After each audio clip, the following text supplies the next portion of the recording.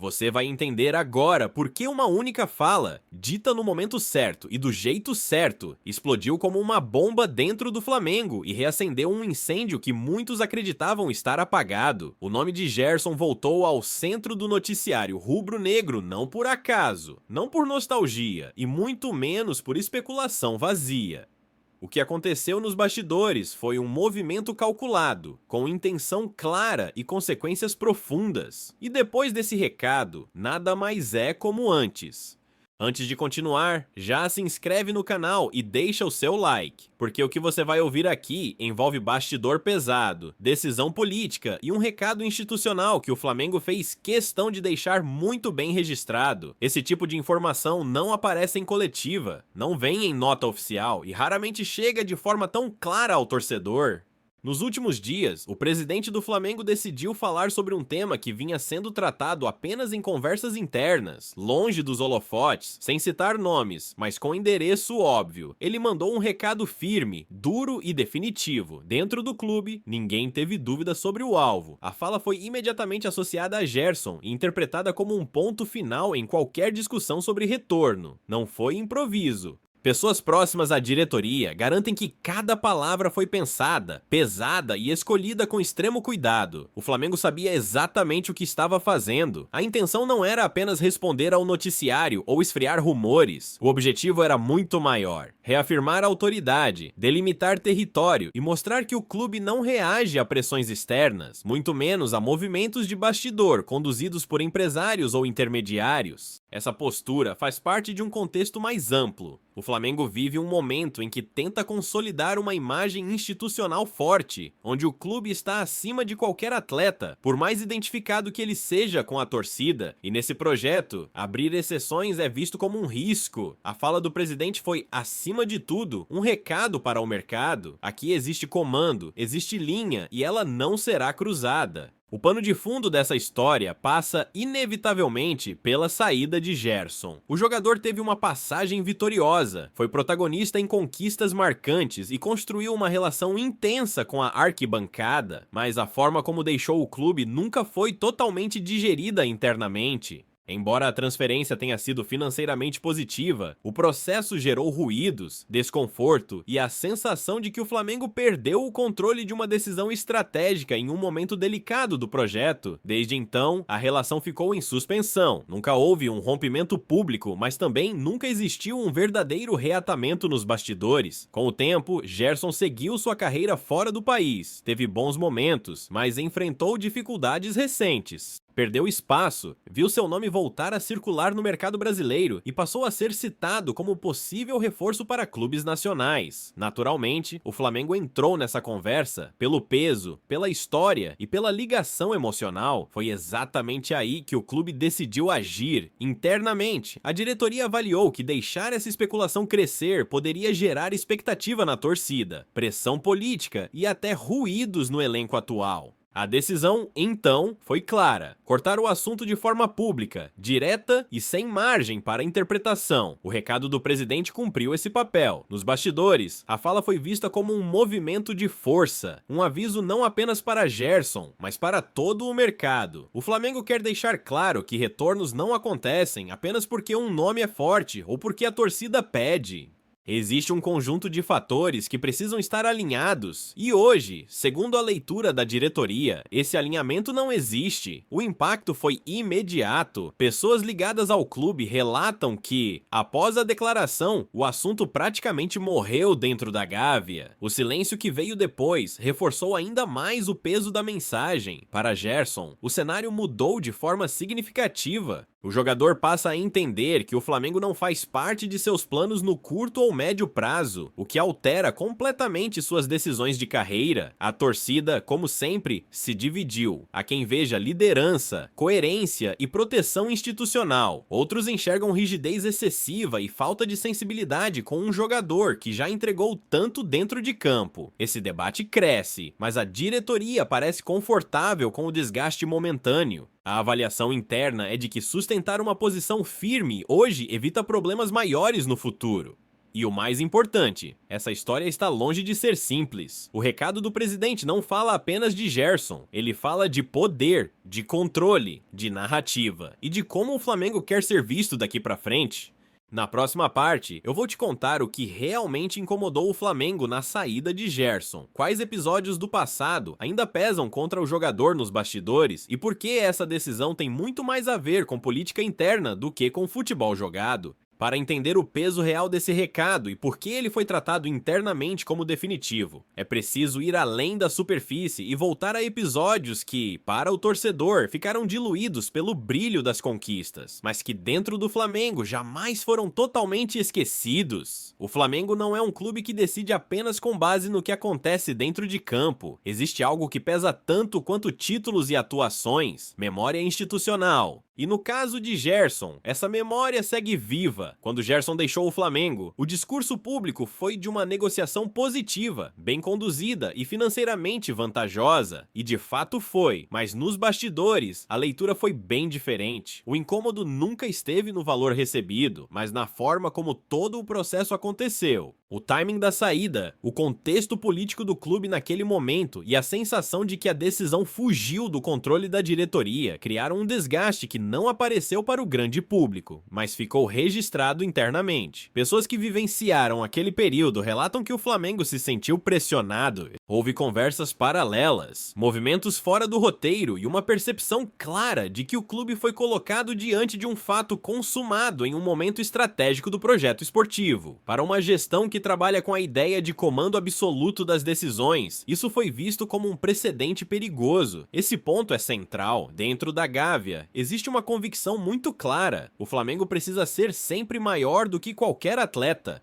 Quando essa lógica é ameaçada, mesmo que de forma indireta, a reação pode não ser imediata, mas ela vem, e veio. A saída de Gerson passou a ser tratada como um caso emblemático, não pelo futebol jogado, mas pelo que representou nos bastidores. Com o passar do tempo, esse episódio nunca foi totalmente superado. Ele ficou em estado latente, guardado, mas nunca apagado. Mesmo com o carinho da torcida, mesmo com o reconhecimento pelas conquistas, Gerson passou a ser visto internamente como um nome que exigiria muito mais do que desempenho para ser reavaliado. Seria necessário alinhamento total, não apenas esportivo, mas institucional e político. Quando o jogador começou a enfrentar dificuldades fora do país e seu nome voltou a circular no mercado brasileiro, esse alerta se acendeu novamente. Empresários sondaram, intermediários se movimentaram e a narrativa de um possível retorno começou a ganhar espaço fora do clube. Internamente, porém, a reação foi imediata. A diretoria entendeu que precisava agir antes que a especulação ganhasse força demais. O erro, na visão do Flamengo, seria permitir que a discussão fosse pautada de fora para dentro. Criar expectativa na torcida, gerar pressão midiática e depois se ver obrigado a responder a um cenário que o próprio clube não construiu. A decisão foi clara: encerrar o assunto de forma pública, objetiva e sem margem para interpretações dúbias. É nesse contexto que a fala do presidente ganha ainda mais peso. Ela não foi apenas um recado para Gerson, foi um aviso direto ao mercado, aos empresários e ao próprio elenco.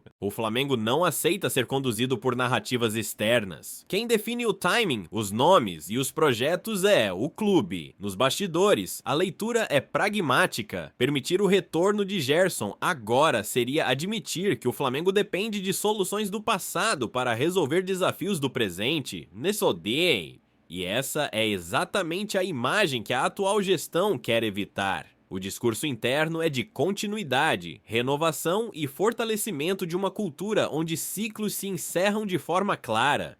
Esse posicionamento também dialoga diretamente com o ambiente interno do elenco. Jogadores observam atentamente como o clube lida com casos sensíveis. Um eventual recuo poderia abrir espaço para questionamentos, comparações e até insatisfação. Ao manter a postura firme, a diretoria acredita que reforça um ambiente de regras claras, hierarquia definida e previsibilidade. Para Gerson, o impacto foi imediato. O recado não fechou apenas uma porta simbólica. Ele redefiniu completamente o cenário do jogador no mercado nacional. Sem o Flamengo como possibilidade, negociações mudam, valores se ajustam e estratégias precisam ser revistas. Pessoas próximas ao atleta confirmam que a declaração foi recebida como um divisor de águas. Não houve surpresa total, mas houve a confirmação de algo que já era percebido nos bastidores. A torcida segue dividida, como quase sempre acontece em decisões desse tipo. Parte entende a postura como sinal de maturidade institucional, outra parte acredita que o clube poderia separar passado e presente e agir com mais flexibilidade. Esse debate cresce, mas a diretoria demonstra convicção. O desgaste momentâneo é visto como um preço aceitável para preservar a autoridade no longo prazo. E é justamente aqui que surge a pergunta inevitável: essa decisão é definitiva ou circunstancial? O futebol raramente respeita verdades absolutas. Contextos mudam, necessidades surgem e histórias que parecem encerradas, às vezes, encontram caminhos inesperados para serem revisitadas. Na próxima parte, eu vou te mostrar quais fatores ainda poderiam mudar esse cenário, porque o futebol insiste em desafiar decisões firmes e como o futuro de Gerson pode, mesmo indiretamente, voltar a cruzar com o Flamengo, ainda que hoje tudo aponte para caminhos completamente separados. Mesmo depois de um recado tão duro, público e calculado,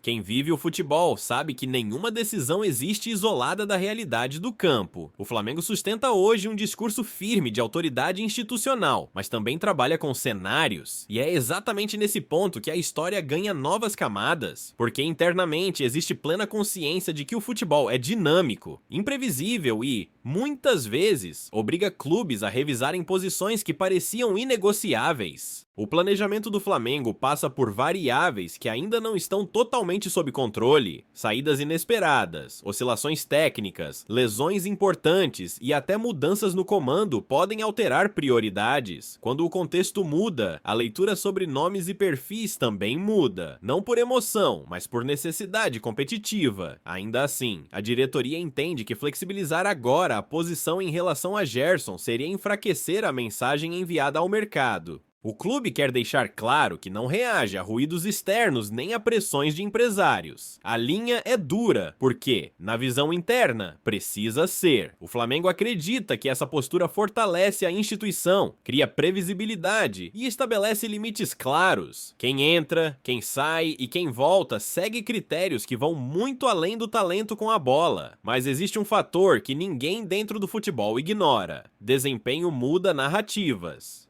Caso Gerson encontre um ambiente favorável, recupere protagonismo e volte a ser decisivo em alto nível, o debate reaparece inevitavelmente. O futebol brasileiro é movido a resultados. Liderança em jogos grandes, regularidade e impacto real têm o poder de reescrever histórias que pareciam encerradas. Isso não é teoria, é prática recorrente no mercado. É exatamente por isso que outros clubes observam esse cenário com atenção. O Cruzeiro surge como um dos principais interessados nesse contexto. O clube entende que o momento de Gerson pede confiança, centralidade e um projeto onde ele não seja apenas mais um no elenco. A ideia é clara: oferecer protagonismo para resgatar o melhor futebol do jogador e, ao mesmo tempo, reposicioná-lo no mercado nacional. Para o Flamengo, permitir que esse possível reencontro de Gerson com o alto nível aconteça longe do clube não é visto, necessariamente, como um erro estratégico. A diretoria trabalha com a lógica de que decisões precisam ser tomadas com base no presente, não em hipóteses futuras. O risco de parecer incoerente institucionalmente pesa mais do que o receio de ver um ex-jogador brilhar em outro lugar.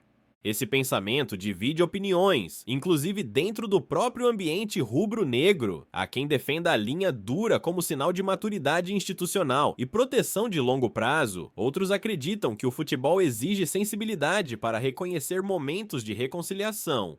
Por enquanto, porém, a balança segue claramente pendendo para o lado da firmeza.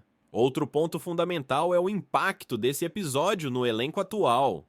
Jogadores observam como o clube lida com casos emblemáticos. O recado do presidente foi interpretado como um aviso geral. O Flamengo valoriza alinhamento, comprometimento e timing. Movimentos fora desse padrão tendem a não encontrar espaço. Essa mensagem, segundo a diretoria, ajuda a manter o ambiente controlado e evita instabilidades internas. Para Gerson, o cenário é de redefinição completa. O jogador entende que o Flamengo, hoje, não faz parte do seu horizonte imediato. Isso muda negociações, expectativas e escolhas. Sem a possibilidade de retorno à antiga casa, ele precisa buscar um projeto que faça sentido esportivo e emocionalmente. O foco agora é retomar protagonismo, sequência e confiança. A grande questão não é se Gerson ainda tem futebol, isso ninguém questiona nos bastidores. A pergunta central é onde e em qual contexto ele conseguirá expressar novamente tudo aquilo que já mostrou. A escolha do próximo passo será decisiva para o rumo da carreira. O recado do presidente do Flamengo foi duro porque precisava ser. Ele encerra um capítulo de forma oficial e organiza o discurso interno. O futebol, no entanto, raramente respeita finais definitivos. O tempo, o campo e as circunstâncias costumam testar convicções.